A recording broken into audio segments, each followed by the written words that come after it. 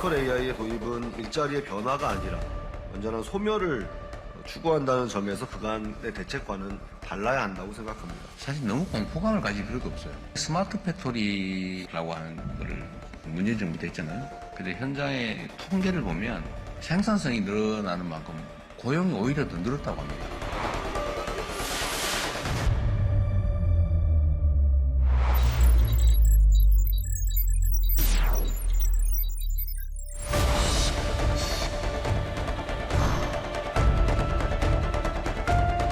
사람의 그 노동력, 일자리를 대처하거나 소외시키는 것이 아니라 사람과 AI가 협업을 통해서 생산성이라든가 효율성을 높이고 또 더 고도화시키는 그런 순기능으로 작용하도록 인공지능 기술은 로봇이라든가 자율주행, 또 스마트 제조 물류는 현실 산업과 결합하는 단계로 빠르게 발전해 나가고 있는 것을 우리가 목격하고 있습니다.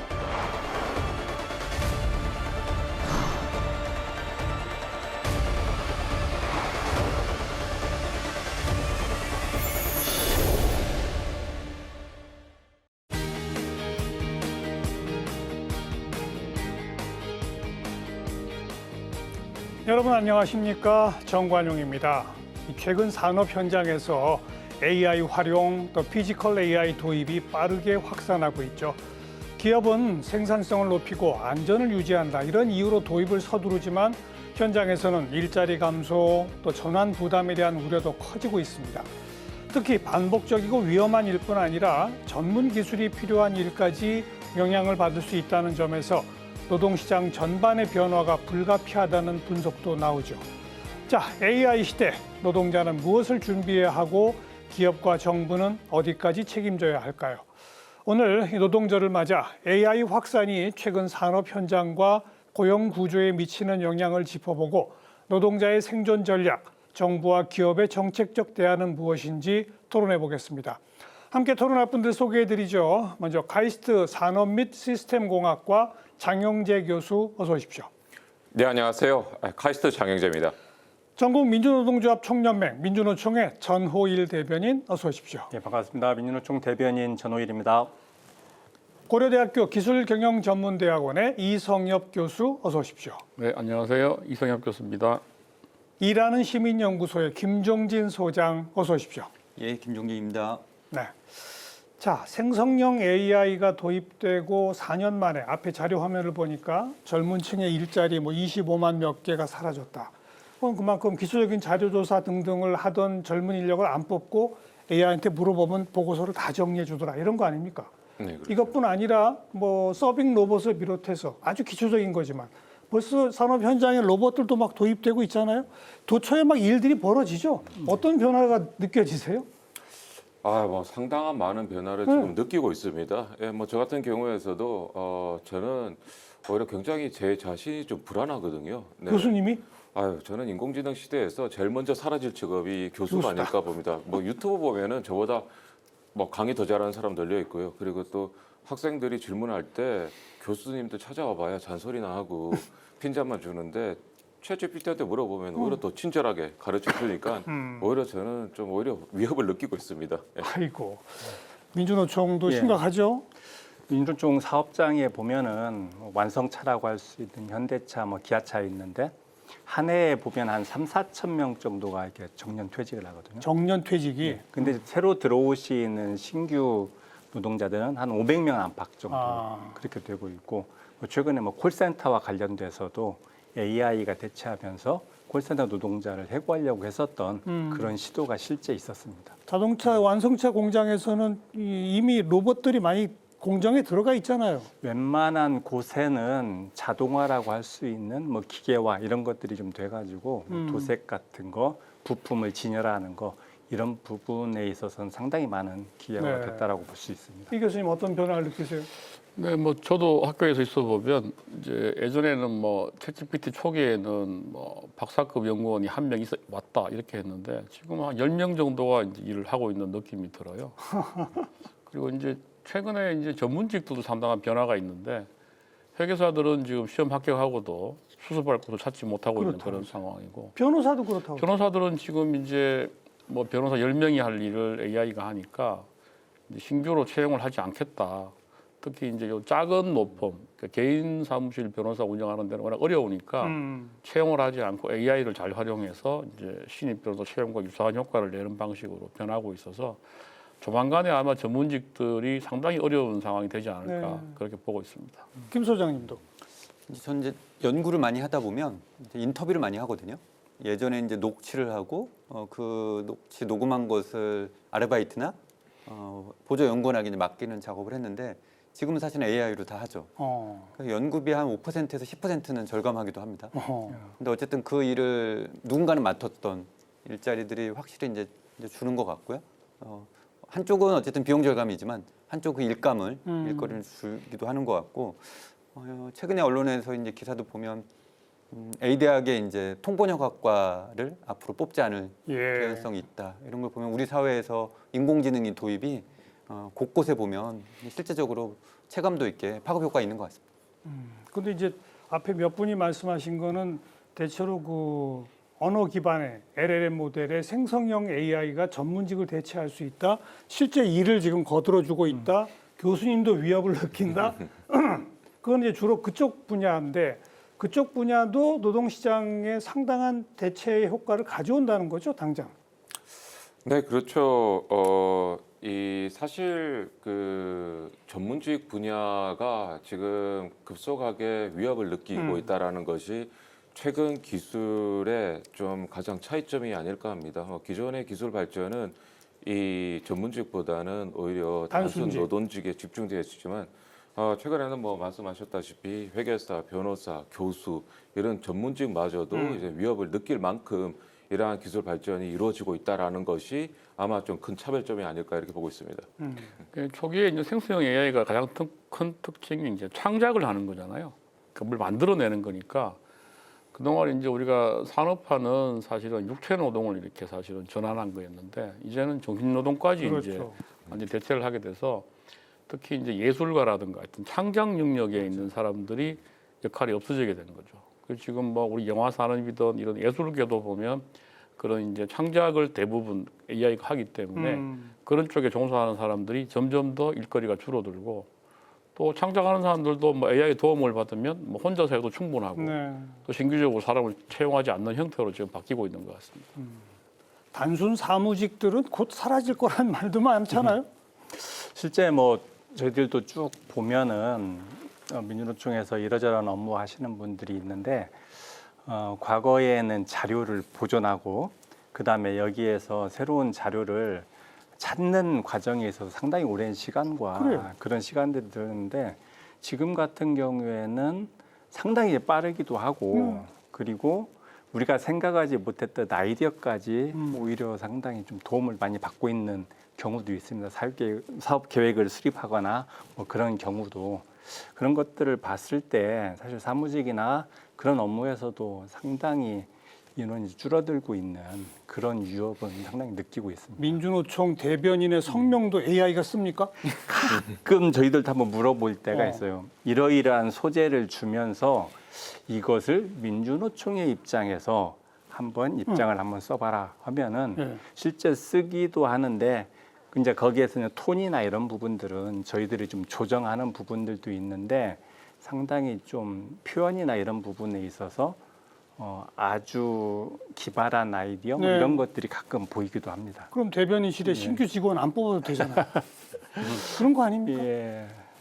뭐 그래도 이제 사실 노동에서 가장 핵심적인 것은 관점과 어떤 소재를 할 것인가 이런 부분들이 어떻게 보면은 AI가 쉽게 하지 못하는 그런 또 근접한 부분인 것 같습니다. 근데 이제 우리가 조금 되짚어 보면 제레미 리피킨이라는 미래학자가 30여 년 전에 노동의 종말이라는 책을 썼고 예. 전 세계 베스트셀러였죠. 그 책의 핵심 중에 하나는 이제 컴퓨터 PC가 발전하면서 사무직 화이트 칼라 일자리는 앞으로 많이 사라질 것이다 했는데 지금 되짚어 보면 뭐 더 늘어난 곳도 있는 것 같고 근데 지금은 AI는 그때와는 다르다는 거죠.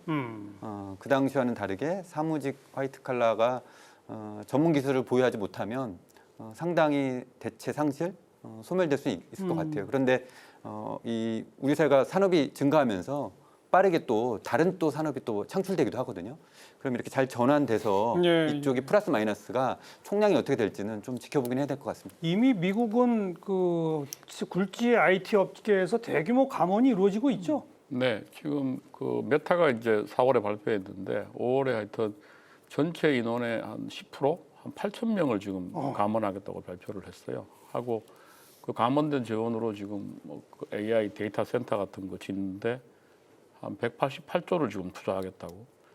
결국 이제 미국의 빅테크들은 이제 감원으로 따른 비용 절감을 이제 설비에 투자하는 쪽으로, AI에 투자하는 쪽으로 지금 바뀌고 있는 것 같습니다.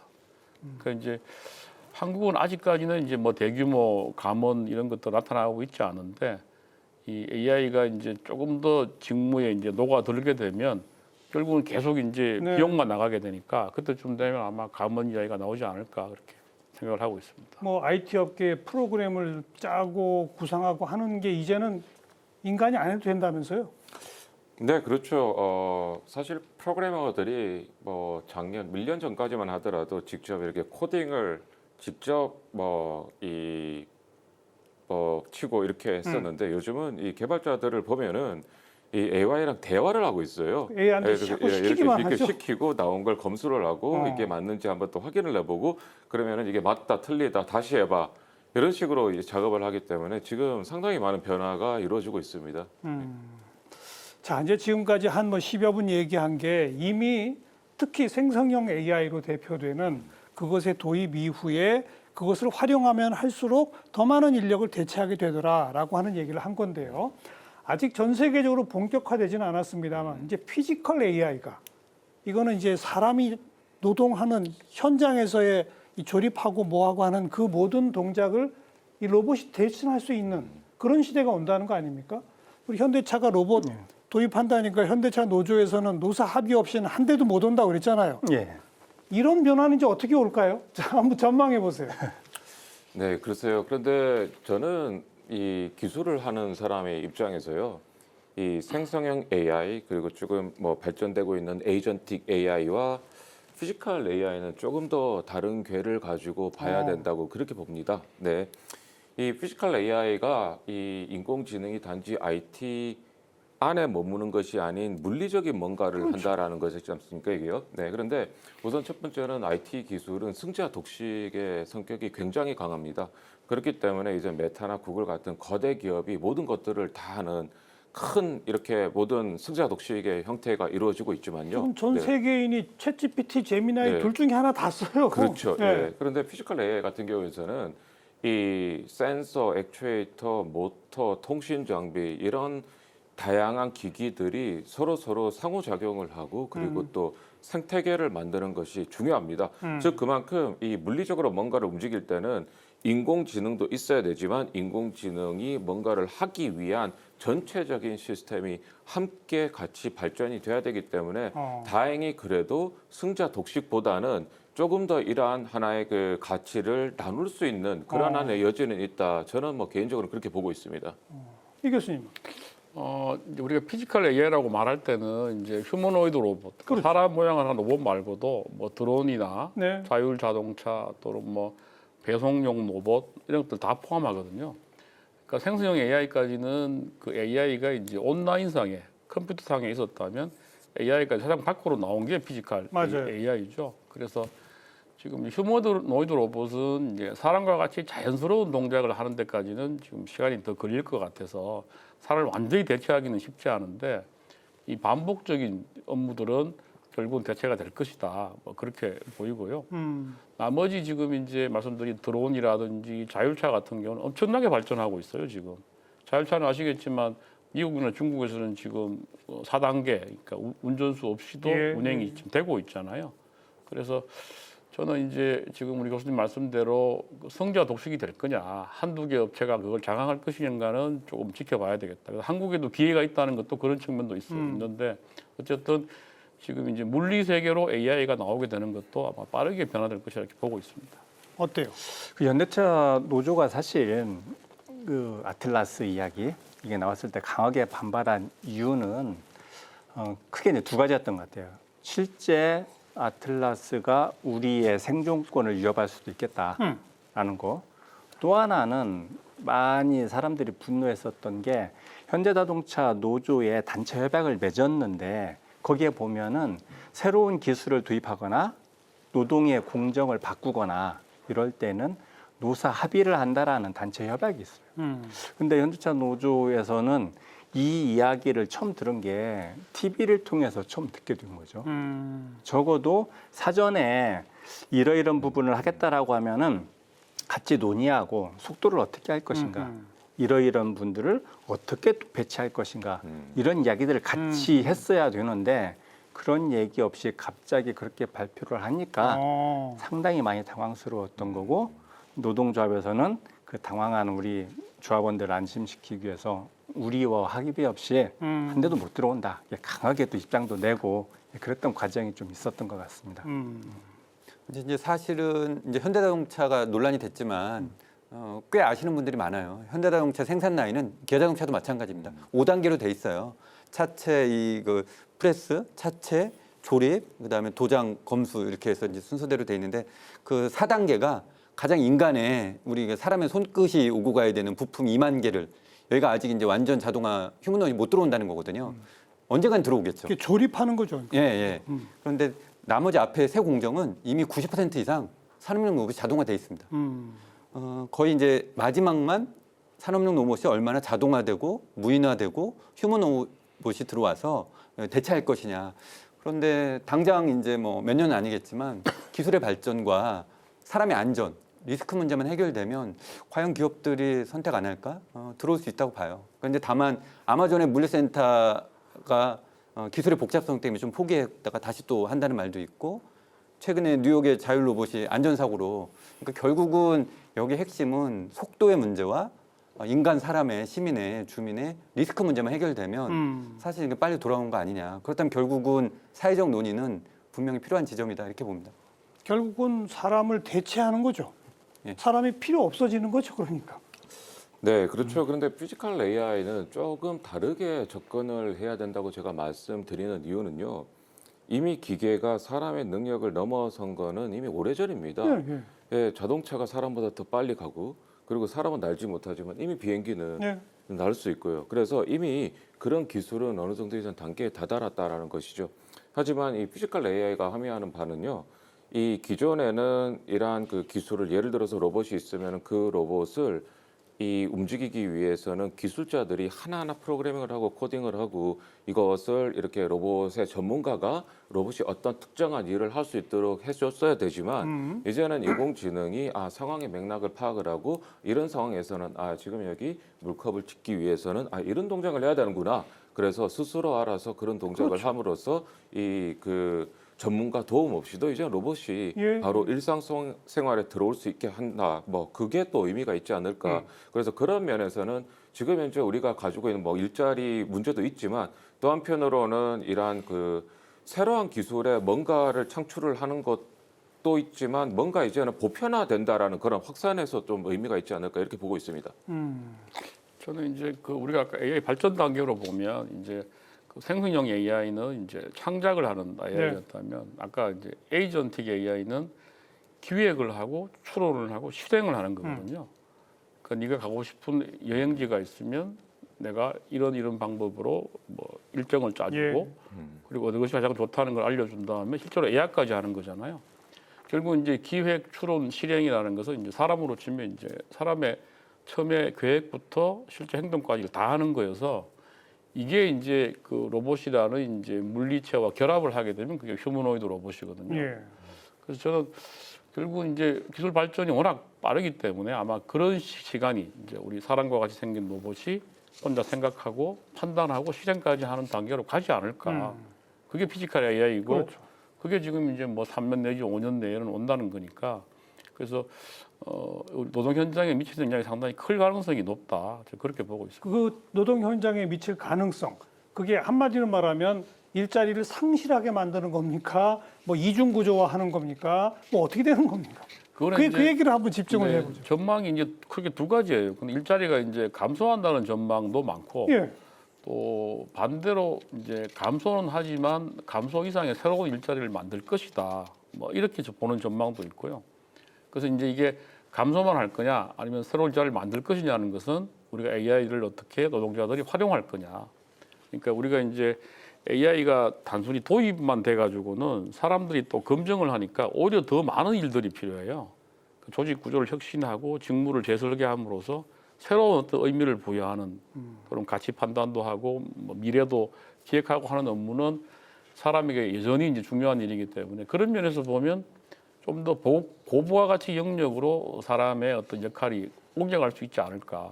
그러면 이제 기존의 근로자들이 이제 그런 역할들을 좀 배양을 해야 되겠죠. 우리가 이제 AI를 어떻게 활용할 것이냐에 따라서 사실은 일자리가 확 감소할 것이냐 뭐 그런 게 달려 있다고 저는 보고 있습니다. 근데 이제 기술 교육 훈련을 많이 받고 여건이 돼 있는 노동자들은 충분히 가능한데 근데 대표 한 사례를 좀 말씀드리면 학교의 조류배식 급식 현장에 조류배식 하는 분들이 많거든요. 근데 근골격계나 산업안전 때문에 로봇팔 산업 로봇을 이렇게 도입합니다. 근데 이게 조금만 더 발전하면 휴머노비처럼 이제 그 공간이 잘 세팅이 되면 이분들의 일자리는 이제 생성형 AI가 아니라 피지컬 AI로 바뀌는 거거든요. 요리를 전부 그냥 로봇이 할 수 있겠죠. 예, 충분히 이제 가능한 상황이고 그러면 평균 연령이 이제 50대인 그 조류배식 하시는 분들이 과연 어떤 기술을 받아서 더 좋은 일자리로 갈 수 있을까? 그러면 한국노동연구원이라는 국책연구기관에서 자료를 보면 고용주가 변하냐 안 변하느냐 AI 도입에 인해서 그리고 작업이 동일한 대로 안 거냐를 보면 한 15% 전후는 이 사업장에서 일자리도 잃고 내가 동일한 조류배식으로 가지 못하고 예를 들어서 전혀 다른 일자리를 선택할 수밖에 없다는 거거든요. 그래서 분명히 AI가 피지컬 AI가 들어왔을 때 일자리를 상실하는 비율은 분명히 존재한다. 그런데 다른 일자리로 이동하느냐 그렇지 못하는 사람들도 분명히 존재한다는 걸 인정하고 그에 대한 정책과 논의는 필요한 건 사실이다. 일자리가 줄어든다라는 것은 아까 첫 화면에서 나왔는데 그 객관적인 현상인 것 같아요. 아까 제가 이제 뭐 현대차, 기아차 예를 들었는데 실제 퇴임하시는 숫자와 신규 채용하는 숫자 이런 것들을 봤을 때 사실 그리고 그 자리를 AI 또는 기계와 이런 것들로 대체하는 것들을 봤을 때 실제 일자리가 줄어드는 것은 뭐 객관적인 사실인 것 같고 그렇다면 이제 이것에 대한 대안으로 어떻게 할 것인가가 사실 핵심적인 문제인 것 같아요. 그렇죠. 저희들이 이제 계속적으로 이제 주장하는 부분들은 약간 속도나 이런 부분들에 있어서 서로 협의를 하고 사회적인 어떤 합의를 한 다음에 좀 전환을 하자라는 것들이 핵심적인 내용들이거든요. 그러니까 우리나라가 이제 AI 기술이 상당히 발전한 건 맞는데 미국이나 또는 중국이나 일본에 비하면 조금은 부족한 것 같아요. 하지만 AI 로봇의 도입률을 보면은 압도적인 율이거든요. 우리가 1등이라면서요. 예. 그리고 그 보급되는 속도도 상당히 빠르고 그러면 다른 나라는 그런 기술이 있음에도 불구하고 왜 도입하지 않을까? 거기에는 속도를 조절하는 그런 문제들이 지금 남아 있다라고 보는 겁니다. 예를 들어서 노동자를 어디로 어떻게 배치할 것인가, 순서적으로 어떻게 새롭게 교육을 시킬 것인가, 사회 안전망은 제대로 구성이 되어 있는가 네. 이런 것들을 같이 좀 준비하고 있는 단계가 아닌가 저희들은 그렇게 보고 아주 있습니다. 중요한 논점이 등장을 했습니다. 그러니까 피지컬 AI가 네. 됐건 뭐가 됐건 그런 걸 현장에 산업 현장에 도입하기 위해서는 사회적 속도 조절이 필요하다는 거 아닙니까? 사회적 속도 조절을 노사가 하든 정부가 하든 뭔가 규제를 해서 해야 한다는 거잖아요. 어떻게 보세요?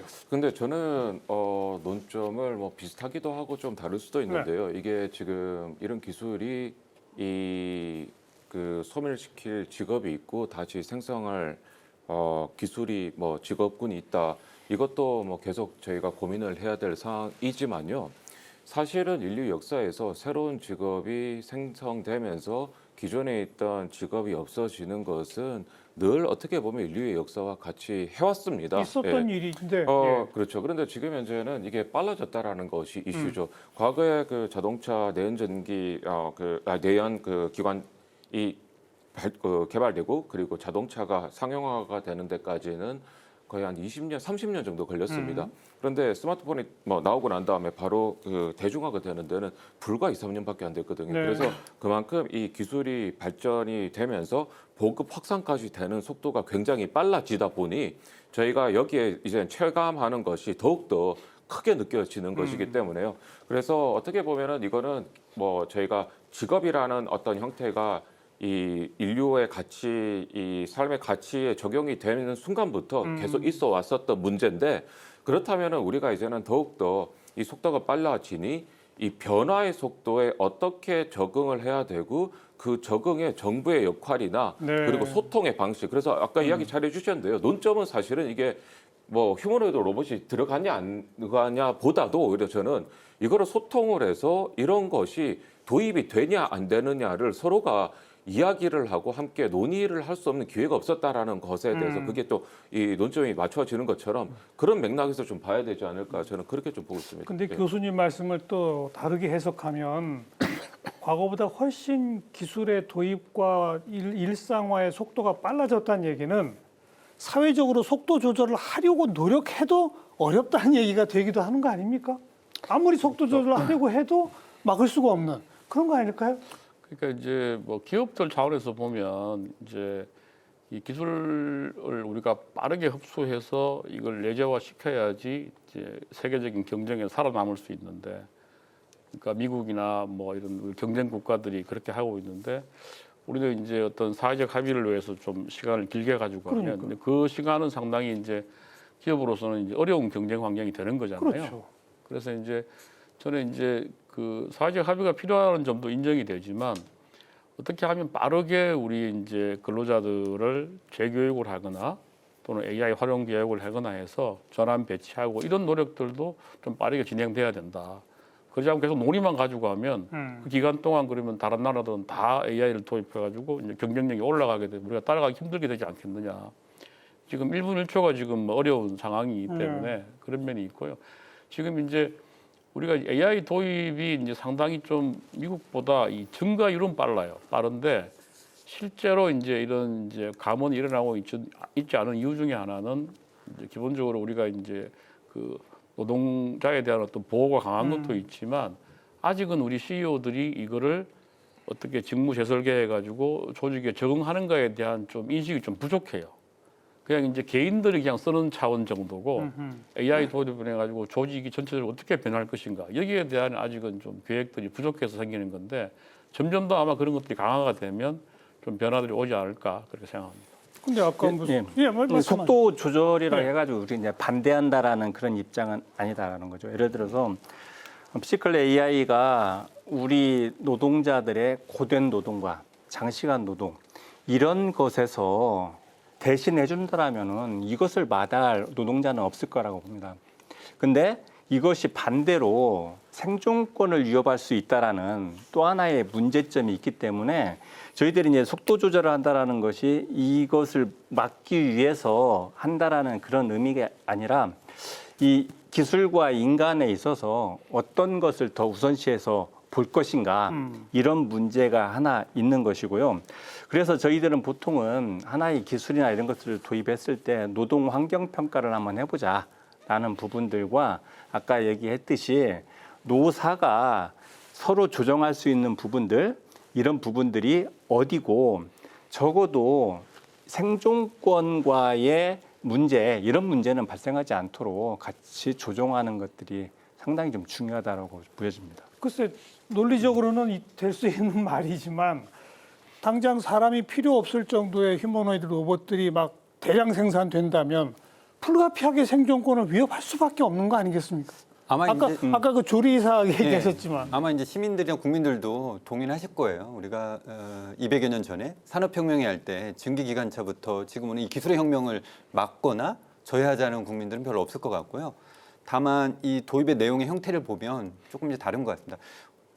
과연 생성형 AI가 들어왔을 때 가장 타격을 받는 집단 누구일까 생각을 해보면 사회적 안전망이나 기술 교육을 덜 받는 노동자이고 또 많은 분들이 하지만 최근에는 이게 어떤 특정한 직업에 모두 들어오는 게 아니라 AI가 특정한 과업이나 업무에 들어온다는 것은 사실은 프리랜서 형태의 노동자들이 더 타격을 많이 받는 거거든요. 기존 재직자 그럼 결국은 이 총 AI를 통해서 생산성은 급격하게 증가하고 있는데 이 생산성을 통한 일자리 상실이나 재배치에 국가나 기업도 빠르게 여기에 교육훈련이나 재교육 문제에 있어서 그러니까 여기에 속도 조절이라는 것은 저는 조금 다를 수 있는데요. AI 도입의 속도를 조절하는 것이 아니라 이 들어오기 전에 사회적 안전망이나 교육에 관련된 이 속도가 우리 너무 느리다. 그래서 AI는 폭주 기관차처럼 들어오는데 교육이나 재교육이나 사회적 안전망은 걸음마 수준이니 이게 적어도 엘리베이터하고 올라가는 AI라면 에스컬레이터 정도는 해줘야 재교육 따라가는데 저도 거기에 굉장히 동의를 하는데요. 사실 이 속도라는 거는 상대적이기 때문에요. 그런데 지금 더 빨리 느껴지는 이유는 이 기술은 빨리 가는데 우리가 살고 있는 뭐 사회적인 분위기나 그리고 제도, 특히 교육, 그리고 정책 입안부터 뭔가 이제 제도를 바꾸는 이 프로세스는 아직까지 20년 전이나 지금이나 별로 달라진 게 없다 보니 특히 교육은 지금 뭐 한 50년, 60년 전이나 그게 달라진 게 없지 않습니까? 그러다 보니 오히려 기술 속도가 더 빨리 느껴질 수 있지 않을까? 그렇죠. 저는 또 그렇게 봅니다. 근데 제가 이제 여러분 말씀을 들으면서 새로운 기술이 도입될 때 그걸 활용하도록 기존 인력을 재교육하고 업무를 전환시킨다. 이건 논리적으로 너무 맞는 이야기인데 그게 가능한 영역이 있고 그게 전혀 불가능한 영역이 저는 있다고 본다는 거예요.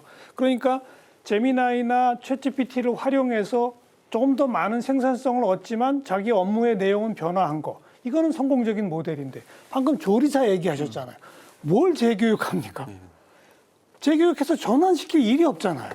그래서 지금 이제 중고령 특히 고령 노동자들한테 타격으로 어쨌든 자동화 무인화 AI가 들어왔을 때 타격 입었을 때 거기서 재교육을 한다는 건 사실은 쉽지 않은 문제입니다. 그러니까요. 결국은 국가가 이분들을 동일하게 그 옆에서 직무교육해서 유사 업무로 간다는 건 쉽지 않은 이야기고요.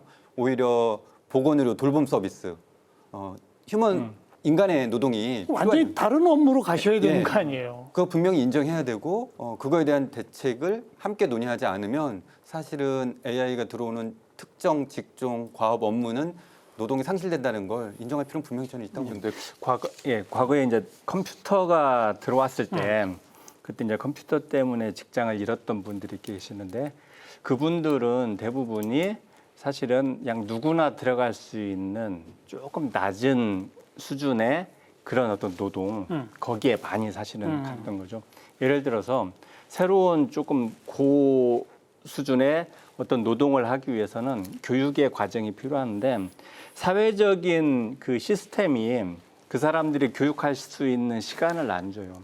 예를 들어서 뭐 고용보험과 관련된 부분들이나 금액과 그다음에 기간 이런 부분들에 있어서도 그렇고 그렇다면 그분들이 충분히 교육을 통해 가지고 새롭게 전환할 수 있는 그런 어떤 시간적인 여유가 사회적 안정망이 돼야 하는데 그런 것들이 지금 우리나라 사회가 안정적으로 돼 있는가 이런 부분에 대해서도 한번 볼 수 있겠다라는 거기에 생각입니다. 대해서 제가 조금 더 부연 설명이라 할 수 있는데요. 이거는 문제를 두 개를 나눠서 봐야 될 거라고 봅니다. 우선은 지금 현재 상황에서 일자리를 잃어서 거기에 지금 적용을 하냐 안 하냐가 있고 그리고 새로운 기술이 등장함으로써 새로운 하나의 직업군과 새로운 기회가 생깁니다. 그렇죠.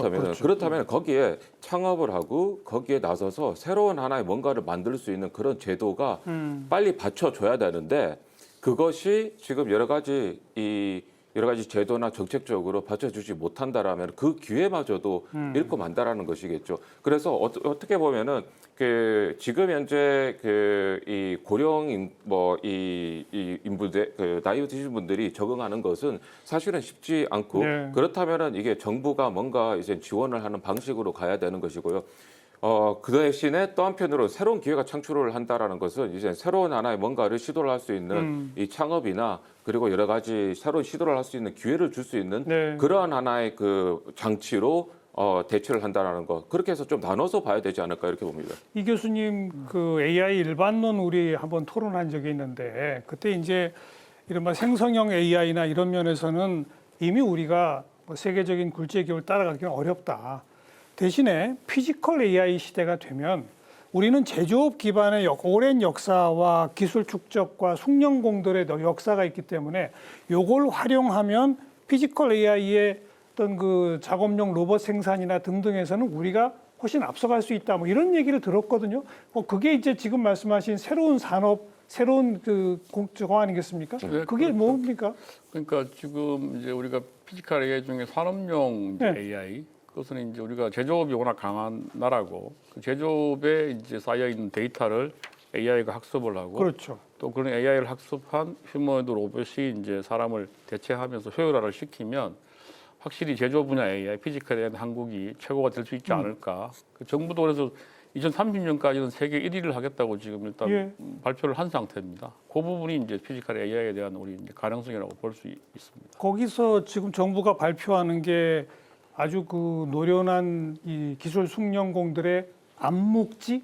네. 암묵지가 무슨 뜻이에요? 일종의 뭐 손끝 기술 뭐 이렇게 그러니까 이제 그 사람이 가지고 있는 고유한 어떤 이제 무슨 뭐랄까 뭐 재질이라고 할까 뭐 이런 것들을 이제 암묵지라고 표현합니다. 그 암묵지 기반 인공지능 지원 사업이라는 게 있는데 이걸 또 노동계에서는 우려하더라고요. 네. 저희들은 우선 암묵지에 대해서는 그걸 AI 기술로 뭐 개발하고 하는 부분에 대해서는 좀 반대하는 입장입니다. 왜냐하면 그 암묵지라는 그 부분에 있어서 그 이유를 딱 봤더니 숙련공들이 없어지니까 그 기술을 AI를 통해 가지고 보존을 시키겠다라는 그렇죠. 것들이 뭐 산업통상부에서 하겠다라는 취지인데 사실 이게 숙련공이라고 할 수 있는 그 기술자들이 없어지는 이유가 도대체 무엇인가? 저희들은 양질의 일자리가 없기 때문에 이런 일이 발생했다라고 보거든요. 예를 들어서 비정규직 2년짜리, 그것도 1년 11개월에 해고를 하는 누가 거기에서 숙련된 그런 자기의 기술을 습득할 수 있을 것인지, 누가 거기에 계속적으로 근무하려고 하는 것인지, 우리나라의 그 숙련된 어떤 기술이나 이런 것은 되게 자기의 어떤 건강을 버려가면서 또는 안전을 해쳐가면서 그리고 저임금과 비정규직 이런 것 속에서 과연 숙련공이라는 것이 나올 수 있을 것인가. 근데 숙련공이 없어지니까 암묵지를 관련돼 가지고 AI 기술을 개발하겠다라는 그 정책에 대해서 저희들이 좀 동의를 하지 못하는 부분들이 있는 거고요. 그래서 좀 그런 분들도 양질의 일자리로 좀 전환하는 거, 정규직이나 이런 걸로 전환하는 거 이렇게 된다라면은 그 숙련공들이 저는 많이 남아 있을 거라고 그렇게 보여서. 아니 그 기본적으로, 양질의 일자리에 지적하신 말씀은 맞는데 하지만 그 기존 숙련공들의 그 아주 그 섬세한 손기술까지를 인공지능에게 부여해야 우리가 세계를 제패할 산업용 로봇을 만들 수 있다. 이건 또 맞는 얘기 아닌가요? 근데 저는 약간 이제 산업자원부가 지금 암묵지 기반 인공지능 사업을 과제 공모도 했어요 벌써. 그러니까 사실은 이거는 조금 토의가 좀 필요한 게, 그러니까 우리 사회의 진짜 장인이거든요. 이들의 노하우를, 그러니까 암묵지라는 건 노하우라고 쉽게 얘기할 수 있거든요. 현장에서만 터득할 수 있는 노하우인데 이걸 손끝까지 포함해서요. AI가 다 이걸 체득해서 데이터 기반으로 해서 모두가 공유하고 이걸 범용하겠다. 이런 거면 과연 한국의 장인은 필요한가? 이게 도제관계를 배우는 거거든요. 5년, 10년 동안. 그런데 이게 일자리나 경제적 기반이나 다양한 이유로 이걸 하지 않으려고 오히려 일정 정도의 데이터 기반의 AI를 한다 하더라도 장인의 그 한국의 독창적인 그것은 오히려 산자부가 저는 양성을 더 해야 된다고 봅니다. 그리고 거기에 경제적으로 더 투여해서 사실은 A 정도에 대한 임금이 아니라 국가가 더 이걸 양성해서 더 장인이 다양하게 있을수록 하는 게 사실상 한국만의 독자적인 장인 숙련공을 만드는 것이지, 그걸 저는 과연 이게 전문성의 민주주의가 모두에게 보편화되는 게 아니라 생산성의 특정한 혜택만 보고 한국만의 독창적인 장인 기술은 저는 상실된다고 봅니다. 근데 거기에 대해서 사실 저도 이 뭐 산업부의 암묵지 관련돼서 저 나름대로의 좀 다른 여러 가지 견해가 있습니다. 네, 그런데 한 가지는 이 암묵지라는 이 단어가 좀 오해를 많이 불러일으키는 것 같습니다. 이게 뭐냐면요, 예를 들어서 야 우리가 설거지를 해야 돼. 그러면 휴머노이드 로봇이 설거지를 하는 방법을 배워야 된다. 그래서 사람이 설거지를 지금 뭐 설거지를 모래 씻고 그리고 또 퐁퐁을 짜서 이렇게 또 이 세척을 하고 그리고 헹구고 난 다음에 건조대에 넣고 이거를 가지고 다 이제 로봇이 배우는 거예요. 자, 그런데 사실은 이게 필요할까요? 그냥 식기 세척기를 만들면 됩니다. 이거는요, 그냥. 네. 즉 그만큼 이게 암묵지라고 표현을 하면서 이게 뭔가가 손기술을 뭔가 익힌다 뭐 이렇게 이야기가 되지만 사실은 이 기술의 발전이라는 게 그렇잖아요. 우리가 날기 위해서 새처럼 막 만들려고 했다가 이 비행기 기술이 도태되었었거든요. 그런데 새를 그냥 새처럼 하는 게 아니라 새로운 공학적 기술로 예. 비행기가 새처럼 나는 건 아니거든요. 완전 다른 방식으로 나는 예. 거죠. 네, 그렇기 때문에 혁신적인 기술은 이 뭔가를 이렇게 모방하는 것도 있지만 완전 다른 차원에서 발전이 됩니다. 네, 그런데 이런 암묵지라고 이야기하게 된 배경은 어떻게 보면 다음과 같습니다. 사실은 이 여기 수도권에 사시죠. 네, 저는 지방에 삽니다. 그런데 그리고 또 공장을 저는 이 설계하고 고장 자동하는 사람 입장에서는 지방을 많이 가거든요. 근데 지방은 문제가 뭐냐? 지금 사람이 없어요. 네. 이게 굉장히 심각한 문제입니다. 예. 그래 물론 이 대기업들 그리고 또 이렇게 대한민국을 주도하는 글로벌 기업들은 이렇게 아직까지 많은 문제가 없지만요. 이 중견기업만 하더라도 지방에 가면은 필요한 인력이 없어요. 네. 그래서 그런 인력이 대한민국의 이런 전체적인 제조 경쟁력의 가장 취약점입니다.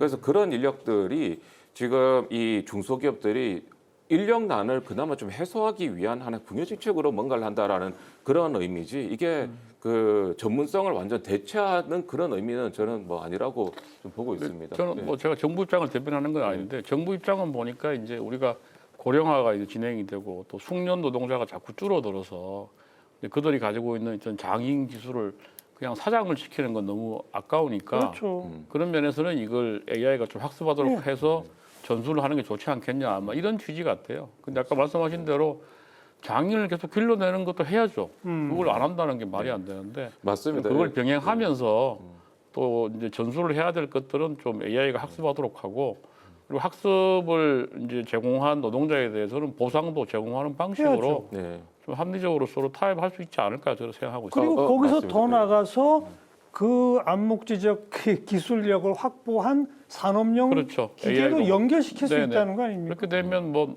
저 숙련 노동자도 그렇고 또 우리 기업도 서로 윈윈할 수 있지 않을까 생각합니다.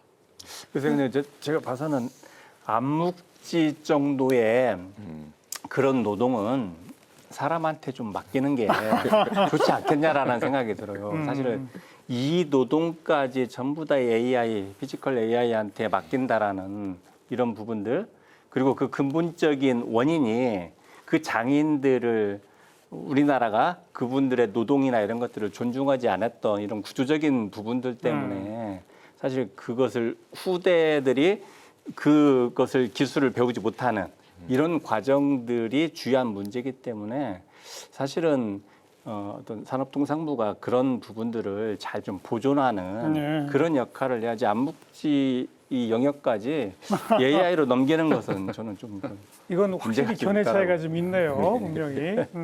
근데 오히려 뭐 좀 다르게 봅니다. 저는 견해 차이라기보다는요. 한 가지는 지금 이 기술을 가지고 그 가치를 인정받을 수 있는 곳이 대기업이다 보니까는 대기업의 솔립 현상이 너무 또 심한 것도 있고요. 그러다 보니 이제 중소기업, 중견기업에서는 아무리 또 기술을 가진 분들을 또 채용하기가 또 쉽지 않다라는 그런 또 이슈도 복합적으로 있고요. 그리고 예를 들어서 아까 그 설거지, 진짜 설거지 장인은 설거지를 잘하는 로봇이 아니라 사실은 식기세척기입니다. 이거는요. 네, 그래서 이게 조금 그 암묵지가 좀 오해의 소지도 있고 그렇지만은 저희가 이게 진짜 사람이 할 수 있는 일은 계속 또 보존할 수 있도록 그리고 대기업은 그게 돼요. 예, 그런 분들의 이제 적정한 그 가치를 보상할 수 있지만 이 중소기업은 어렵다. 그래서 그것도 같이 한번 사회적으로 한번 논의를 해볼 필요는 있지 않을까 그렇게 봅니다. 그러니까 약간 이제 산업 현장에서는 예전에 자동차 생산 라인이 저희가 일본 도요타 자동차하고 경쟁할 때는 홀류 생산 방식이라는 게 있었어요. 이게 뭐냐면 인간의 손끝을 최대 극대화해서 이윤을 창출하지만 인간이 남아있을 영역은 또 우리가 지켜야 된다라는 그 이제 좀 나름의 정신이 있었거든요. 생산 노동자에 대한.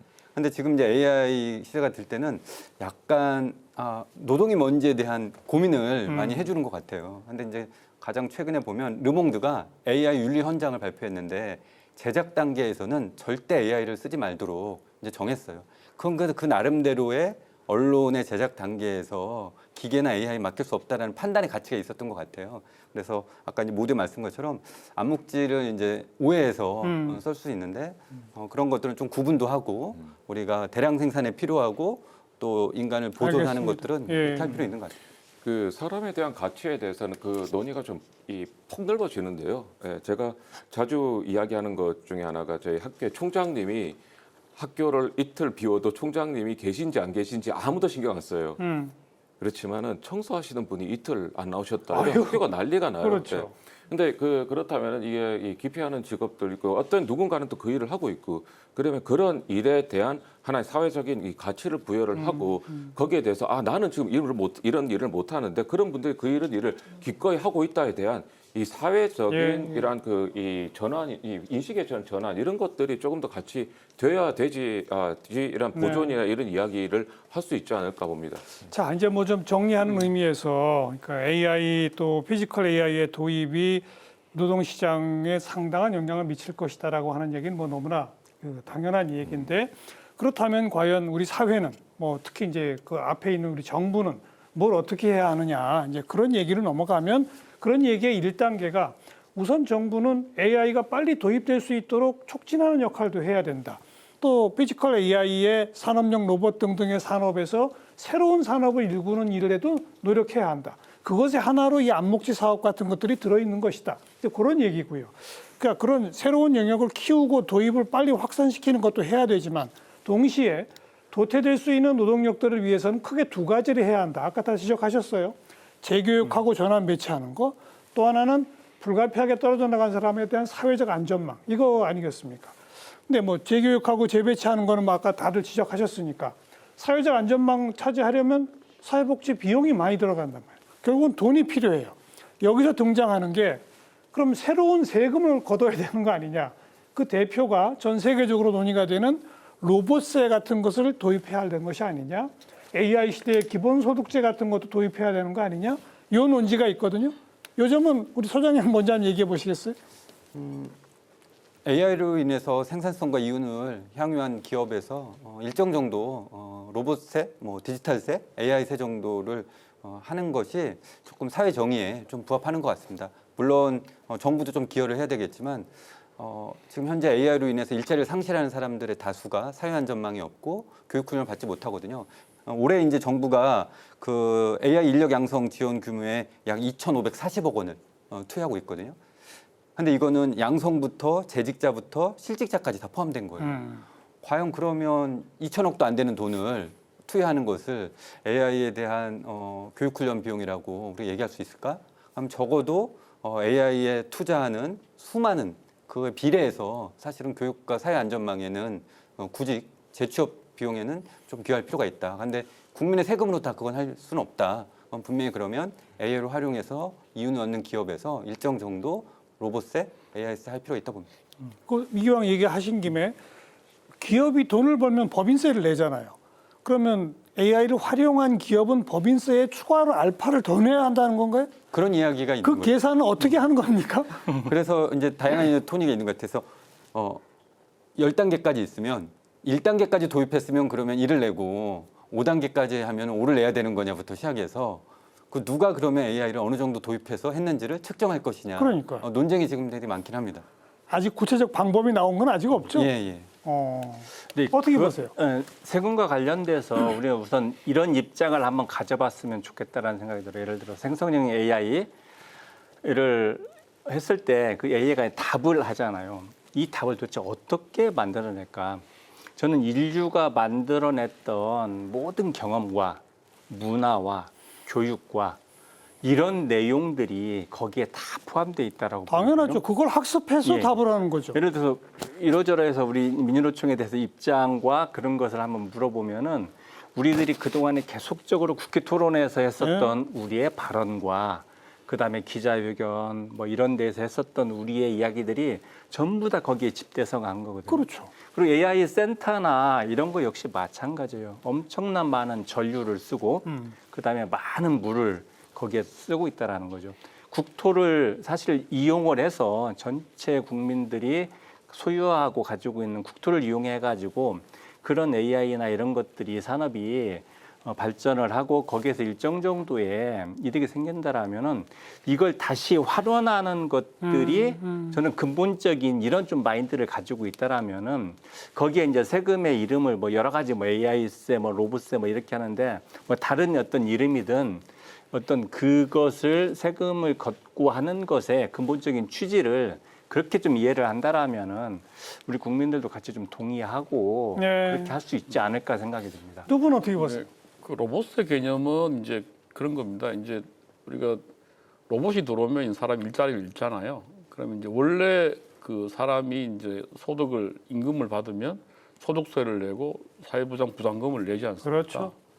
그러면 로봇이 사람을 대체하고 로봇이 일을 하면 그 로봇이 일해 가지고 소득을 받고 그 사회보장 부담금을 내야 되는데 로봇은 소득 그게 없죠. 그래서 안 되니까 그 소득은 기업이 가져가는 거잖아요. 고용주가.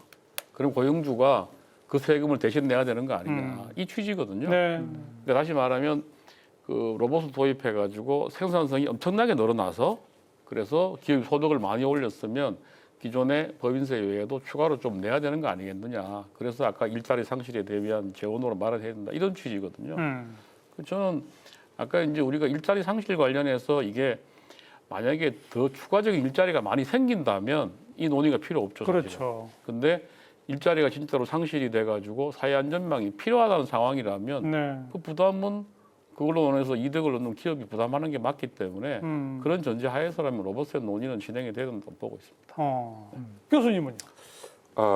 저는 조금 다른 네. 관점을 가지고 있습니다. 네. 물론 저희가 이 인간의 노동의 가치 그리고 또 한편으로는 인류와 기술의 진보에 대한 여러 가지 이슈에 대해서 고민을 하는 거는 뭐 바람직하다고 봅니다. 하지만 방금 말씀하신 이 정부라는 것을 제한을 둔다라면요. 대한민국 정부가 전 세계 보편의 인류의 문제를 가지고 고민을 한다? 뭐 물론 할 수는 있겠지만 이게 이 목적이 되어서는 안 되겠다고 보죠. 이게 정부라는 것은 대한민국 정부, 대한민국의 일한 하나의 일자리 이거를 고민을 해야 된다. 저는 그렇게 봅니다. 근데 그렇다면 이게 이제는 사회 안전망을 구축을 하고 그리고 여기에 재정을 투입하고 그럼 그 돈은 어디서 나올까요? 네. 자, 그래서 오히려 저는 이거를 좀 현실적인 방안으로는요. 이 피지컬 AI로 잠시 돌아가면은 오히려 저는 대한민국의 이것이 기회라고 봅니다. 네, 즉 이 피지컬 AI 대한민국이 제조 강국이고 그리고 또 제조가 지금 현재 패러다임이 바뀌는 시기에서 그리고 또 제조가 중요해지고 그리고 전 세계의 공급 사슬망이 바뀌는 세계에서는 전 세계적으로 지금 제조를 공장을 원하고 있어요. 무기를 지금 대한민국에 무기를 사는데 공장까지 지어달라 이런 상황이거든요. 그리고 피지컬 AI 이러한 그 공장을 구축할 수 있는 몇 안 되는 나라입니다. 네, 그래서 오히려 이 기회를 대한민국이 이 공장을 피지컬 AI 그 다크 팩토리를 수출하는 나라로 오히려 발전을 시키고 그러한 하나의 직업을 대한민국이 창출을 하고요. 예. 네. 그래서 오히려 이 안전망을 고민을 하는 것도 맞지만 오히려 조금 더 이 기회를 적극적으로 일자리 창출 기회로 저희가 활용한다라는 것이 첫 번째고요. 그 다음에 두 번째는 IT 산업은 승자 독식 성격이 있지만 이 피지컬 AI 같은 물리적인 것은 이 여러 가지 생태계를 구성을 해야 됩니다. 단 이것도 승자 독식 가능성도 있습니다. 예, 예. 그런데 그게 결코 좋은 건 아닙니다. 이게 전체적인 생산성에서 보면요. 그렇기 때문에 여기에서는 정부가 조금 더 개입을 해서 같이 조금 더 부를 창출할 수 있고 서로 협업을 할 수 있는 플랫폼은 정부가 좀 직접 주도를 해서 가지고 간다라는 조금 과감한 정책이 필요하지 않을까 봅니다.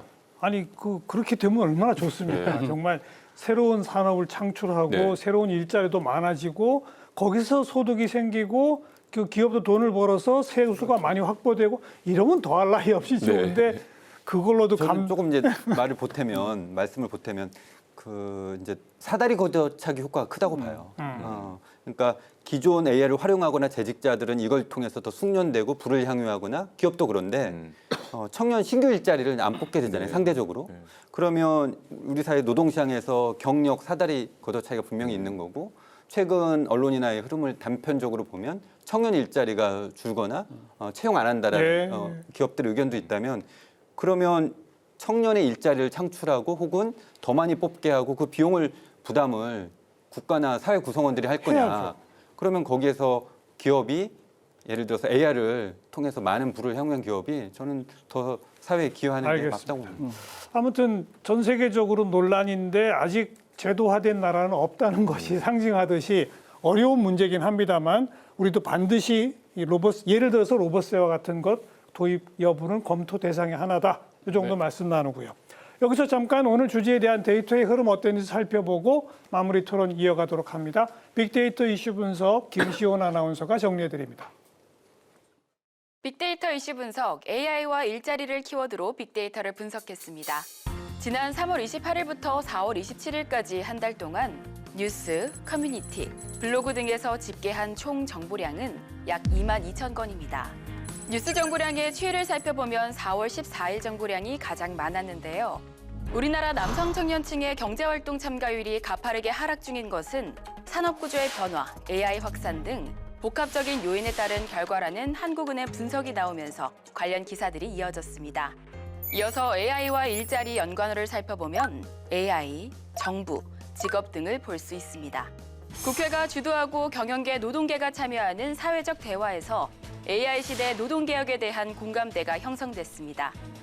우원식 국회의장은 AI 시대의 지속가능한 경쟁력을 확보하기 위해 특수고용직과 플랫폼 노동자, 프리랜서 보호라는 과제를 공동으로 정립하는 단계에 이르렀다고 밝혔습니다.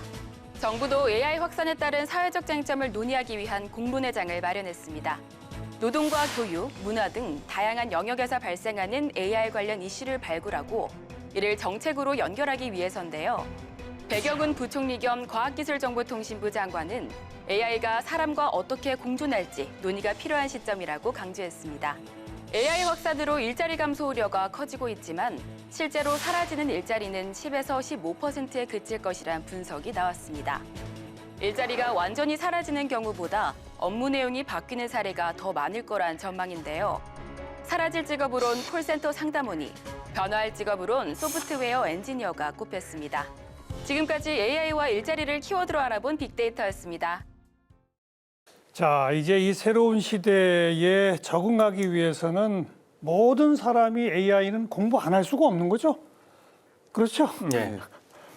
뭐 기업에서, 정부에서 뭐 교육을 시켜주고 안 시켜주고를 떠나서 개개인이 안 할 수 없는 거죠? 지금 다들 그렇게 이미 하고 있지 않습니까? 어떻습니까? 예, 뭐 저희들도 근데 이제 여기서 이제 좀 우리가 좀 봐야 될 게 뭐냐면은 사실은 이제 새로운 일자리와 관련돼서 전환을 하기 위해서는 재교육이 필요하다. 그렇죠. 라는 이런 부분들과 아니 기존 일자리에서 일을 제대로 하기 위해서도 교육이 필요하죠. 그것도 필요하고 그다음에 지금의 이제 일자리에서 새롭게 가는 데에서도 이제 교육이 필요한데 거기에서 조금 이제 저희들이 좀 고민되는 부분들은 이게 이제 노동자의 능력과 그 노동자의 역량의 문제로만 혹시 볼 부분인지 예를 들어 20년, 30년 어떤 하나의 그 업종에서만 일을 했는데 갑자기 새로운 업종으로 바뀌었을 때 그 노동자들한테 혹시 가혹한 부분이 아닌가 이런 부분에 대한 것에 대한 대책도 같이 한번 마련해야 된다라는 것과 함께 또 한 가지는 당신의 역량이 안 돼서 또는 시대에 뒤떨어지기 때문에 전환하지 못하는 그 사람의 어떤 개인의 능력주의나 이런 부분으로 또 그 개인한테 책임이 들어가지 않을까라는 그런 우려는 상당히 좀 있습니다. 그래서 물론 기본적으로 AI 시대에 좀 적응해야 되는 그런 부분들도 있지만 그런 노동자들까지도 잘 살펴봐야겠다라는 생각도 같이 하지 않을까라는 생각도 그러니까 해봅니다. 교육과 사회적 안전망은 항상 같이 가는 거죠. 그리고 그 얘기 아니에요? 그렇죠, 맞습니다. 저는 이제 정부가 이 AI 교육의 격차 해소 역할을 해주는 게 중요하다 봅니다. 전국에 이제 고용노동부가 갖고 있는 인프라 중에 하나가 이제 폴리텍 대학 이런 곳들이 있는데 지금 저도 이제 AI 프로그램을 2개를 활용하고 있거든요. 근데 구독료가 계속 처음에 무료로 하다가 월 29,000원짜리 하다가 최근에 월 30만 원짜리가 떠서 제가 고민을 엄청 하고 있습니다. 이걸 해야 되나 안 해야 되나? 근데 몇 개 프로그램 돌리다 보면 이제 다 차서 그런 걸 보면 어쨌든 이 격차 불평등이 없이 AI 교육 훈련 그리고 활용에 대해서 국가가 일정 정도 많은 역할을 하지 않으면 구직 그리고 학업 과정 이런 것들을 우리가 이제는 보편적인 현상으로 봤고 국가가 전폭적으로 이런 역할을 해야 된다고 봅니다. 기업체들은 이미 신규 채용할 때 AI 활용 능력을 다 본다면서요? 네, 그런 것 같습니다. 지금 그리고 이제 최근에는 뭐 대기업들 위주로 해가지고 보니까 AI 활용 그 능력을 이수하지 않으면 이제 승진도 뭐 이제 안 되는 상황으로 변하는 것 같습니다. 필수적인 이제 과정으로 자리 잡고 있는 것 같고요. 저는 조만간 아마 AI 활용 능력은 뭐 운전면허 비슷한 게 되지 않을까. 자동차가 필수적인 우리가 제품인 것처럼 AI가 필수적으로 쓰려면 운전면허 같이 다 AI 활용 능력을 가져야 된다 이렇게 보고 있습니다. 그럼 무슨 면허증이 나옵니까? 뭐 국가에서도 공인하는 인증서 같은 게 나오겠죠. 뭐. 그리고 한 가지 더 오늘 이야기하다 보니까 청년 문제는 이야기를 예. 많이 안 했는데 예. 사실은 이게 더 심각한 문제 같아요. 그래서 이제 기존에 뭐 기업 내에서 이제 고숙련자하고 저숙련자 간의 격차가 있는 것도 사실이지만 청년들은 지금 시장에 진입을 못 하고 있어서 이걸 어떻게 할 것이냐 그렇죠. 이게 큰 문제 같습니다. 그래서 저는 이제 그 아까 교육 문제도 우리가 이제 대학이나 뭐 그 이전부터 AI 교육을 좀 활용해야 되는데 지금처럼 뭐 교수들이 지시하고 뭐 애들이 받아 적고 하는 교육이 아니라 뭐 비판적으로 사고하고 토론도 하고 뭐 이런 교육으로 가지 않으면 애들이 나와서 결국은 취업할 데가 없는. 일단 AI가 다 하고 있으니까 교육 방식에 근본적인 변화가 있지 않고는 그 우리가 지난 정부부터 AI 디지털 교과서 같은 것도 사실은 개인별 맞춤형 교육이었고 해서 되게 의미가 있는 거였는데 지금 약간 좀 이게 격화되어 있잖아요. 그래서 저는 이제 맞춤형 교육 방식으로 그리고 이제 토론과 질문 이런 방식으로 교육이 변하지 않으면 애들이 나와가지고 AI와의 그 싸움에서 이길 수 없다. 그런 방식으로 교육의 변화도 되게 필요하다고 보고 있습니다. 대학 교육이 달라지고 있어요? 네, 그런데 저는 뭐 거기에 대해서는 조금 긍정적으로 보는 사람의 입장입니다. 네, 그 폴리텍 대학 이야기를 하셨는데요. 폴리텍 대학이 전국에 41개의 캠퍼스가 있고 우리나라 직업 교육을 대표하는 옛날에 그 기능올림픽 나가서 금메달 따고 뭐 그런 쪽의 이 대학이죠. 예. 네, 그런데 대한민국을 대표하는 실질적인 직무교육의 기관이고, 근데 제가 속한 카이스트는 또 연구 중심 대학입니다. 그렇죠. 네, 그런데 앞으로 시대가 변하면서 이 연구와 그리고 손을 쓰는 기술이 같이 융합돼야지 이게 맞아요. 나눠져 있는 거는 큰 이 취약점이자 문제점이라고 보고 있습니다. 그런데 맞아요. 그래서 저희가 이 카이스트도 발전을 하기 위해서 그리고 또 우리나라의 이러한 그 직무 교육들도 더 발전을 하기 위해서는 두 학교가 양극단의 두 학교가 같이 힘을 합쳐야 된다라고 주장을 했고 5년 전에 추진을 했다가 실패를 했습니다. 어허. 사회적 인식이 그만큼 지금과는 달랐죠. 하지만 제가 긍정적이라고 이야기하는 것은 지금 바뀌었습니다. 그리고 최근에 저희가 MOU를 체결을 했고요. 오. 그리고 공동 수업도 지금 추진하고 있습니다. 그래서 저희는 이런 논의가 계속되면서 그래도 뭔가 변화의 물결은 지금 조금씩 일어나고 있고요. 그리고 거기에 맞춰서 저희들도 이런 인공지능이나 이런 활발한 논의가 계속 좀 필요하지 않을까. 그러면서 거기에 조금씩 변화를 직접적으로 뭔가를 해야 되지 않을까. 네. 뭐 그렇게 봅니다, 저는요. 그리고 이 교수님 말씀하신 교육의 변화는 대학 수준이 아니라 중고등학교 그렇죠. 때부터 바뀌어야 되는 거 아니에요? 네, 맞습니다. 네, 그렇죠? 그렇게 해야 될 것 같습니다. 그런 변화의 조짐은 지금 아직 없죠, 근데 안타깝게. 아직은 없는 것 같습니다. 아직은 없고 근데 지금 학생들도 AI를 많이 활용하고 있는데 근데 그게 이제 교사들이 또 그걸 가르칠 교사들이 얼마가 되느냐 뭐 이런 그러니까요. 문제도 있고요. 그래서 사실은 저는 AI 문제는 이게 지금 뭐 우리가 노동이나 뭐 여러 분야에 끼치는 영향의 문제라기보다는 우리 사회 전체의 어떤 재설계의 문제다. 맞아요, 그렇게 맞아요. 국가 사회가 어떤 이 새로운 구조를 가는데 준비를 하지 않으면 안 되는데 지금은 이제 노동이라든지 몇 가지 문제만 이야기하고 있지만 이제 빨리 좀 대비를 해야 될 것 같아요. 아까 우리가 쭉 이야기했던 것도 사실은 당장 다가오지 않아서 문제가 안 되지만 네. 빠르게 지금 예컨대 뭐 교육 훈련을 어떻게 할 거냐, 안전망 어떻게 구축할 거냐, 재원을 어떻게 만들 걸 갖다가 빨리 정책 결정을 하고 기업들하고 노조와 같이 협의하고 이렇게 해야 되는데 계속 이게 뭔가 언론에 뭐 몇 개씩 신문 기사로만 나오고 있어서 좀 안타까울 때가 많습니다. 내일이 이제 노동절이잖아요.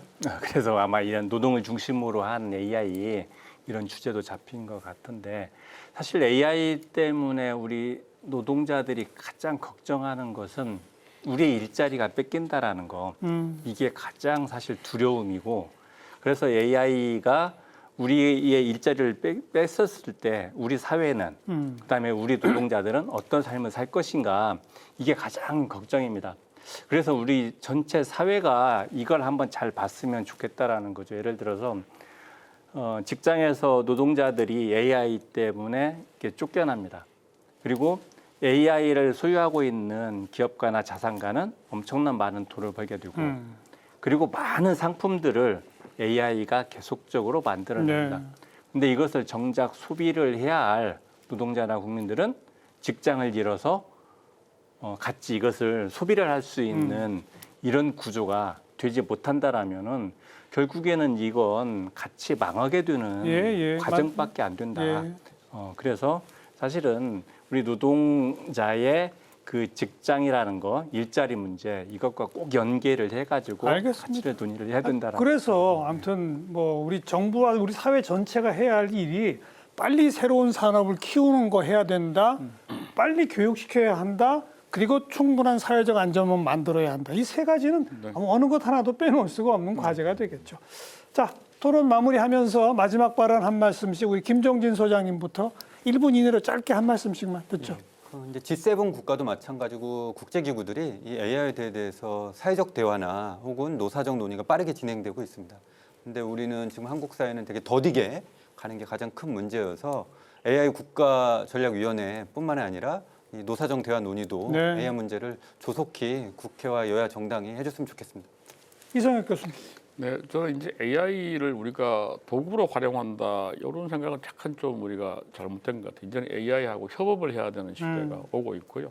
그다음에 이제 사람이 가진 경쟁력은 이제는 속도나 뭐 정확도가 아니라 어떤 의미에서 가치 판단, 뭐 공감 능력, 조정 능력, 창의력이거든요. 그렇죠.